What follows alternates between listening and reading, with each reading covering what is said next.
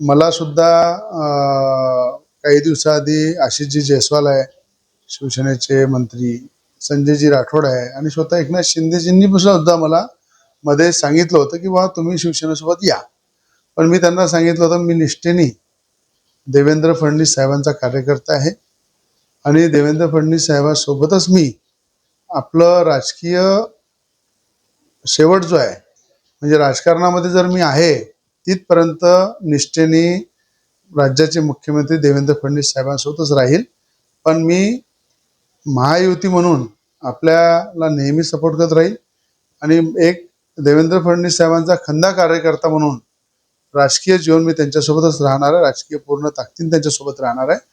म्हणून मी तुमच्याकडे येऊ शकणार नाही, पण आपल्या महायुती धर्मामध्ये नेहमी आपण सोबत राहून काम करू अशा पद्धतीने मी सुद्धा म्हणजे माझ्याबद्दलही त्यांची इच्छा होती की माझ्यासारखा कार्यकर्ता त्यांच्यावर आला पाहिजे.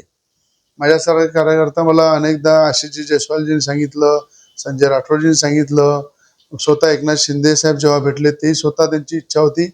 पण या ठिकाणी मला असं वाटतं की बच्चू कडू यांना घेऊन त्यांनी या ठिकाणी शिवसेना पक्ष वाढवण्यासाठी शिवसेनेला मजबूत करण्यासाठी एक चांगला कार्यकर्ता त्यांना मिळालेला आहे आणि महायुती म्हणून युवासेना पार्टी आहे, भारतीय जनता पार्टी आहे, शिवसेना आहे आणि या ठिकाणी सगळे मिळून महायुती धर्म पाळला पाहिजे. महायुती धर्म पाळून पुढे गेलं पाहिजे आणि अमरावती जिल्ह्याचा असो महाराष्ट्राचा असो आपण सगळ्यांनी मिळून चांगला राज्याचे मुख्यमंत्री म्हणून देवेंद्र फडणवीस साहेब ज्या ताकदीनं काम करत आहे त्यांचे हात मजबूत केले पाहिजे आणि महाराष्ट्राचा विकास केला पाहिजे.